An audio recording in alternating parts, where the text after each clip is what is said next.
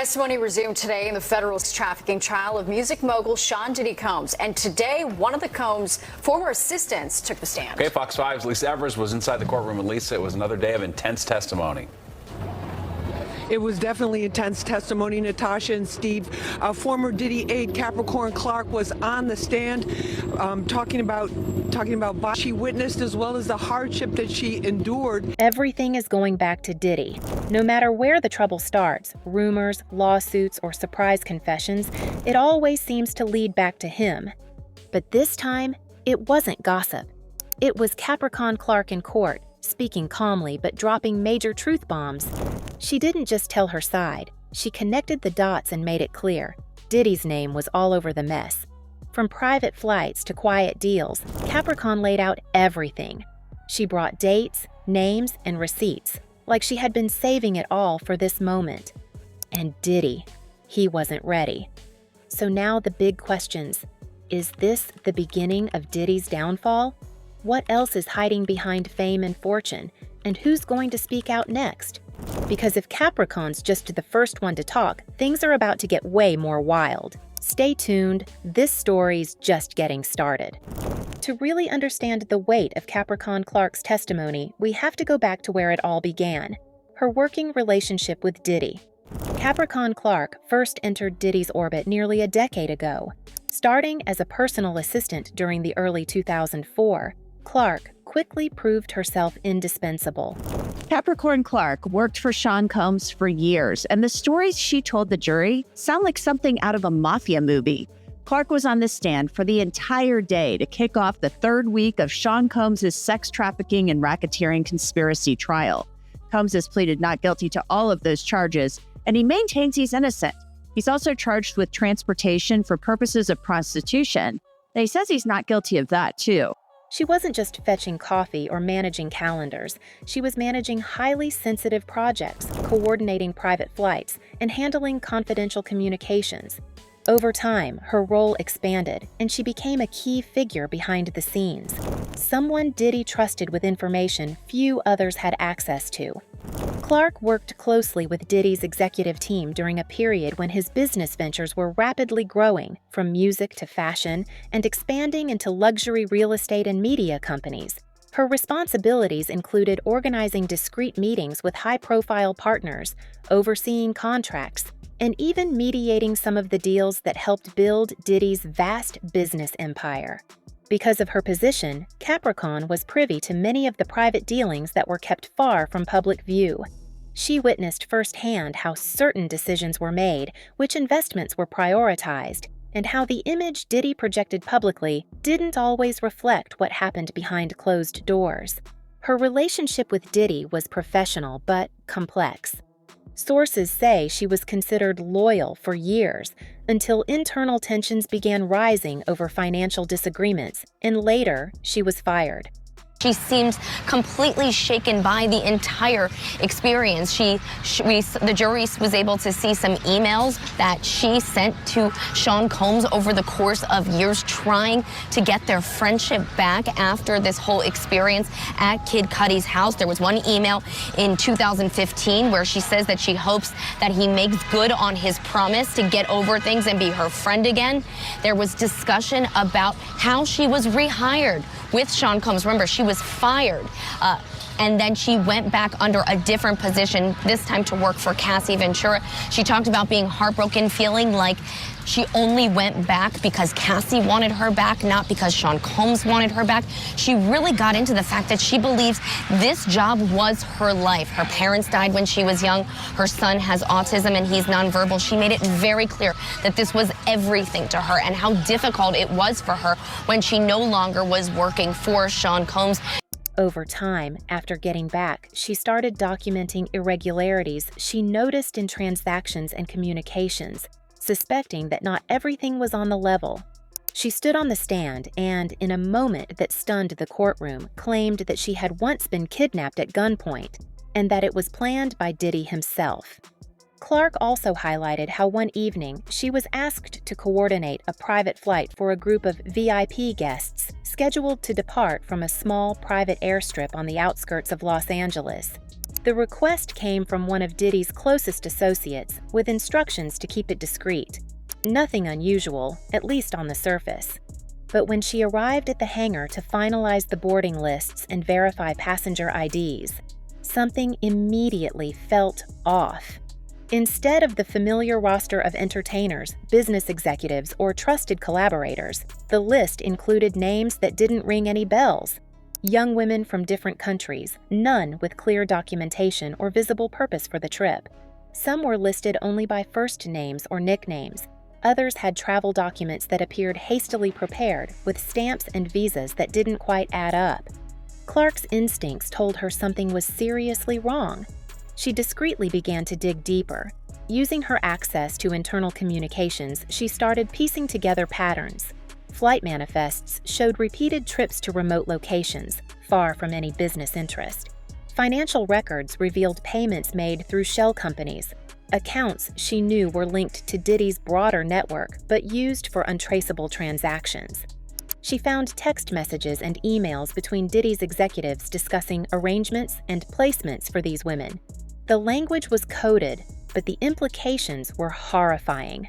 This wasn't just about transporting people. It was about control, exploitation, and trafficking. One message referenced new talent being secured for special projects, a phrase that, to Clark's trained eye, screamed of human trafficking under the guise of business deals.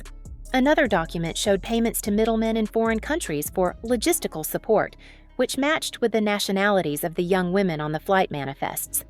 Clark's shock turned to alarm. She had to decide, stay silent and protect her career and safety, or risk everything by exposing the truth. The stakes were high. Diddy's name was more than just a brand. It was an empire, and empires like his didn't tolerate leaks, especially not about something this serious. Yet, Clark couldn't turn away from what she now knew. She recalled an encounter in a private meeting room weeks earlier, where Diddy himself had been present. There was a conversation about keeping the operation smooth and handling issues quietly. She hadn't understood the full gravity at the time, but now the pieces clicked into place. The operation wasn't just business, it was a human trafficking ring, and Diddy was at the center. Determined to gather irrefutable evidence, Clark covertly copied files, recorded conversations, and documented everything meticulously. She reached out quietly to trusted allies who had experience in legal and investigative work, preparing for a possible fallout. Her revelations didn't come without cost. Once her testimony became public, those loyal to Diddy pushed back hard, labeling her a liar and a disgruntled former employee. But Clark stood firm, knowing the truth was her strongest weapon. She described in court the exact flights, the names of the women involved, the financial trails, and how Diddy's operations masked these horrific activities behind layers of corporate jargon and flashy PR. Her calm, detailed account contrasted sharply with the explosive nature of the claims, making it impossible for anyone to ignore. It became clear that this wasn't a baseless accusation. It was a well-documented exposé from an insider who had seen too much to stay silent. She alleges that she was terminated because she finally took a vacation. They asked her, Diddy Seam asked her, well, where were you on vacation? She's like, I was in the south of France with Rihanna. And they're like, okay, they're trying to paint the picture like you had a really good lifestyle. You just want that back, and you didn't get that back, allegedly. And that's why you're here, and that's why you're doing all these things. And she's like, they bring up an email to show that she was in conversations about being upset that they were upset that she took this vacation. She says she gets back and she was terminated. Now, after this happens, she says that she was unable to find consistent good work at all. She's alleging that Diddy blackballed her. She says that at one point, she went and sat down in a meeting with Jimmy Iovine, who told her, like, look, this is supposed to be a meeting about allegedly supposed to be a meeting about a job opportunity, but I'm here to tell you to leave that Diddy stuff alone. She has also become a key witness in the ongoing legal battle involving R&B singer Cassie Ventura. Cassie's case, long surrounded by rumors and secrecy, gained a new layer of credibility and detail thanks to Clark's inside knowledge and first-hand accounts. Clark first encountered Cassie years ago while working behind the scenes in Diddy's complex empire, tasked with managing logistics, overseeing private events, and coordinating schedules. Clark had a front-row seat to the pressures and manipulations. While Cassie was often portrayed publicly happy with Diddy, Clark's testimony revealed a very different reality. According to Clark, Cassie was caught in a suffocating environment, abused and pressured to conform to an image dictated by Diddy. Clark witnessed moments when Cassie expressed frustration and fear, but was repeatedly silenced by those around her. Clark testifying about the times that she says she was held against her will. Several times, she testified that she witnessed Combs assaulting his ex-girlfriend Cassie Ventura. One of the most revealing parts of Clark's testimony was her account of private parties and gatherings hosted at Diddy's sprawling mansion. Events attended by some of the biggest names in the music industry, including Jay-Z and other influential figures. These gatherings were far from casual get-togethers. Clark described them as orchestrated events where business, power plays, and personal favors were exchanged behind closed doors. Clark testified that these parties often featured a mix of artists, executives, and socialites, with an atmosphere thick with unspoken rules and expectations. She also noted how some other young women were present at private events, sometimes appearing uncomfortable or out of place amid the heavy industry presence. It's not a shocker that big names have come up in the trial of Sean Diddy Combs. He is an A-list celebrity. He hung out with A-list celebrities throughout his career. But then the name Obama came up in the courtroom, and that was one we didn't expect. Usher and Neo, that caught a lot of people's attention this week. They were brought up because of actual events that they allegedly attended, where Sean Combs is accused of assaulting his ex-girlfriend Cassandra Ventura. Former Danity Kane member Don Richard testified that in 2010 in West Hollywood, California, she saw Combs punch Ventura in the stomach at a restaurant. It happened at a dinner that she claims several big celebrities were at. During cross-examination, the defense asked Richard to name the celebs who were there, and she answered, quote, Usher was there, Jimmy Levine was there, Neo came through. There were a few others too. I don't recall those people, but those are the ones I remember talking to. Jay-Z's presence at several of these gatherings was particularly noteworthy. Clark mentioned that Jay-Z and his associates were frequent guests, involved in late-night discussions that seemed to influence major business decisions. While no direct accusations were made against Jay-Z himself, the implication was clear. The power dynamics at these parties were complicated, and many high-profile figures were linked to the inner workings of Diddy's network. Clark also described how these events were carefully controlled. Security was tight, and entry was limited to trusted insiders, reinforcing the exclusive nature of Diddy's circle. Guests often discussed deals in hushed tones, with sensitive information shared away from prying eyes and ears. Backing up for a moment to last week, rapper Kid Cudi testified that Clark called him in December of 2011 to warn him that Diddy had forcibly entered his house after learning that he had been dating Cassie Ventura. When Cudi got there, he alleged Diddy was nowhere in sight. Instead, he said someone had opened the Christmas presents he bought for his family and locked his dog in the bathroom, which then prompted him to call police. Adding to this, Kid Cudi also testified that during his relationship with Cassie, Clark once called him late at night to warn that Diddy had broken into his house. This incident showed Clark the lengths to which Diddy allegedly went to maintain control and surveillance over Cassie. Not only that, but Diddy is already facing a series of legal and public accusations that grow more damning with each new voice that comes forward. The first major crack appeared when Cassie Ventura, Diddy's longtime girlfriend and former Bad Boy Records artist, filed a lawsuit in late 2023. Her story wasn't just about a toxic relationship. It was a chilling report of physical abuse, sexual coercion, drugging, and total emotional domination. She alleged that Diddy beat her, forced her into sex acts with others while he watched and filmed, and kept her under constant surveillance. The accusations painted a harrowing picture of a woman trapped in an abusive relationship for over a decade. On Instagram, Ventura thanking family, friends, and strangers, writing, "The outpouring of love has created a place for my younger self to settle and feel safe now. But this is only the beginning. My only ask is that everyone open your heart to believing victims the first time." Within 24 hours, Diddy settled Cassie's lawsuit. But the speed of the settlement only raised more eyebrows. Why such a fast payout if the allegations were false? For many, it felt like confirmation that there was truth to what Cassie said. And the silence didn't last. In the weeks that followed, other women, previously quiet or forgotten by the public, stepped into the light with their own stories. One woman, using the pseudonym Ashley, accused Diddy of raping her in a New York City nightclub in the early 1990s when she was just 17. Is just that, her name. It's front and center. She chose not to remain anonymous in her lawsuit like so many others have. What's also different is that she wasn't at a party. She wasn't even in the entertainment world. In fact, she says she's never even met Sean Combs in person before this had happened. Her 62-page complaint is filled with details and is one of at least 25 lawsuits that Diddy is now facing, in addition to facing federal criminal charges that could put him away for life. I read a lot of those details right here on the air the night that lawsuit was filed. The claim was graphic and disturbing, stating that Diddy and another man allegedly took her to a secluded room and assaulted her.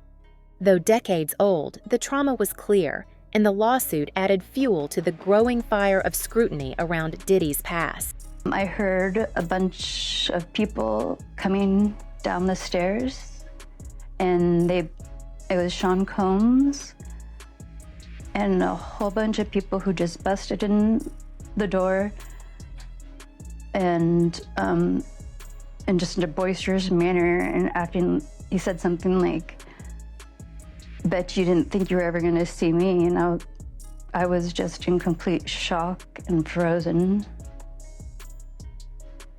And what happened next?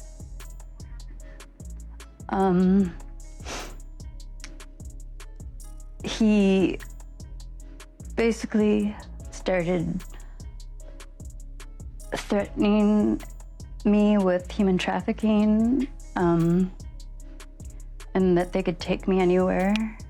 Another lawsuit, filed by a woman named Crystal McKinney, made fresh headlines by alleging that Diddy not only sexually assaulted her, but also operated in a system of coercion and fear, using drugs, violence, and manipulation to maintain power over women in his circle. McKinney also mentioned being trafficked across state lines, a detail that triggered interest from federal investigators. Many of the women described similar behavior: grooming, drug use, surveillance, isolation, and manipulation. There were repeated allegations of physical beatings behind closed doors, all while Diddy maintained the image of a suave businessman and cultural tastemaker. More shocking still was the accusation that Diddy participated in a network of sex trafficking.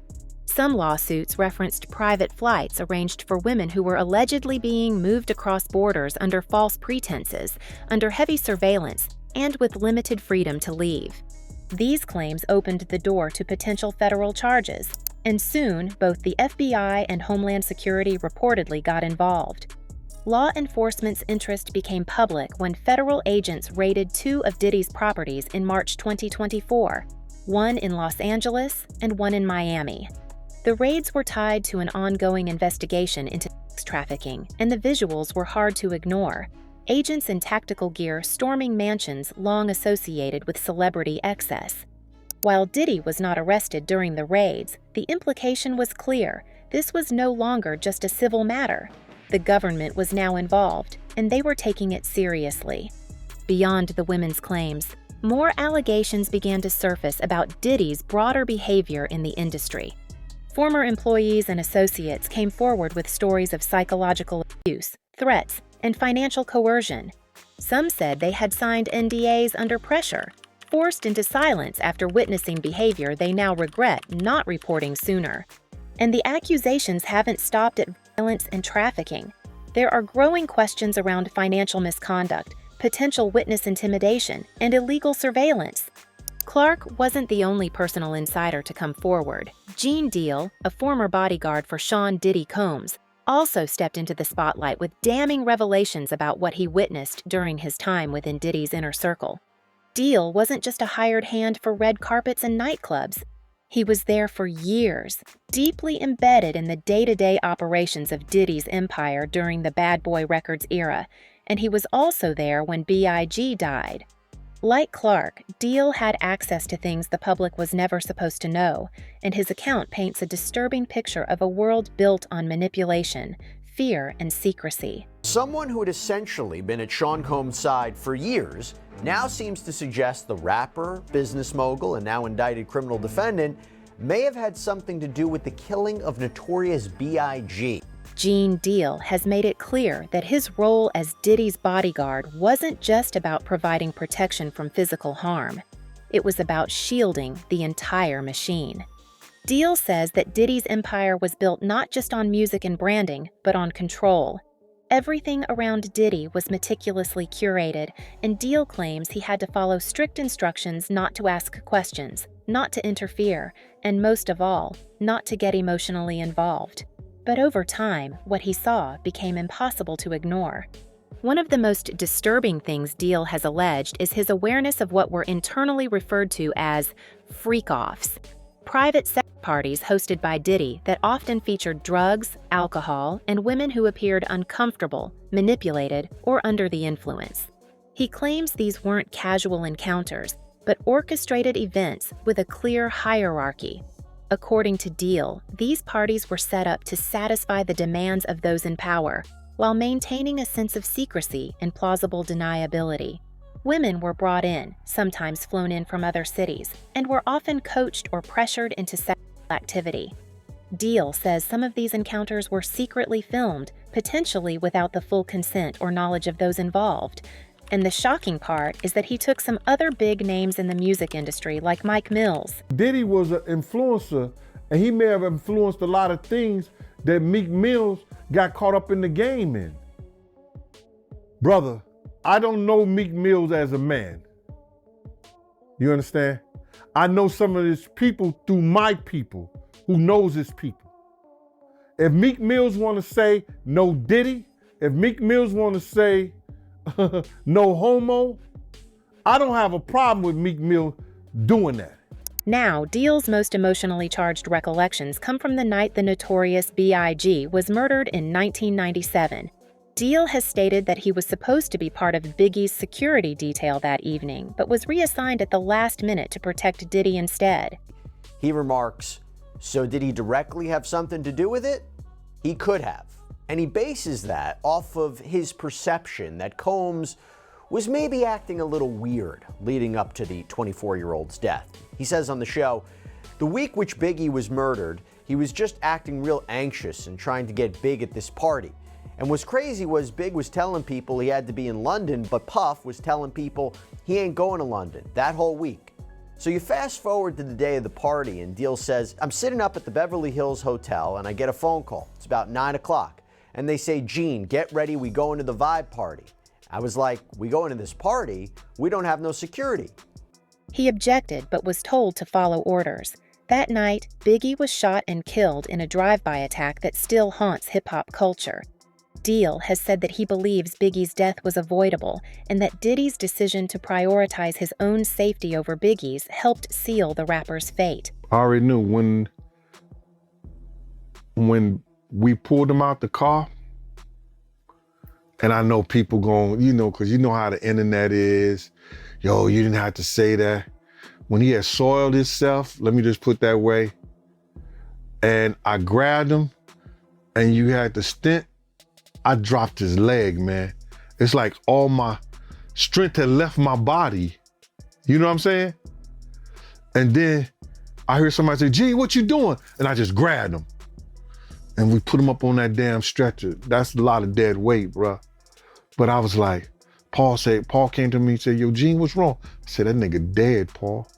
He said, no, dog, he just was hit. It was trauma. I said, nigga, he pissed and shit on himself. He dead. While he stops short of accusing Diddy of direct involvement in the murder, Deal has made it clear he believes security was compromised and that the real story has never been fully told. In his public interviews and online videos, Deal often returns to the theme of fear, the fear he saw in others, and the fear he felt himself. He recalls women entering Diddy's parties full of excitement or ambition, only to leave disoriented, withdrawn, or deeply uncomfortable. He He describes a culture where people were expendable and the rules were fluid, constantly shifting to protect Diddy and punish those who pushed back. Deal says he saw people silenced with money, forced to sign non-disclosure agreements, or simply pushed out of the circle when they became inconvenient. He leaves in a hurry, and you go right in the room, and she got her lip busted. She busted her lip, blacked her eye, and she had knots all over her head. And she's like, what the? Yo.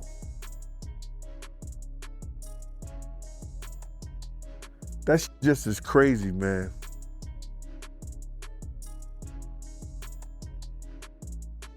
For dude just to do that little girl like that, bro.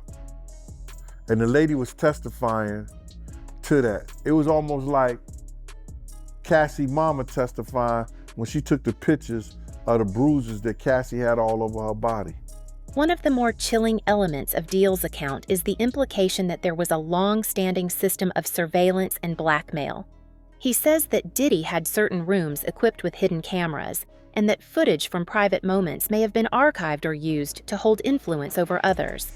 Deal believes this was a deliberate tactic, part of a broader strategy of control that extended beyond just the women involved and into the business world, capturing powerful people in compromising situations and keeping them in check. Deal also claims that Diddy often surrounded himself with yes-men and enforcers who acted as gatekeepers. These people managed access, monitored guests, and ensured that any fallout was quickly handled. If someone caused trouble or expressed discomfort, they were either handled or removed.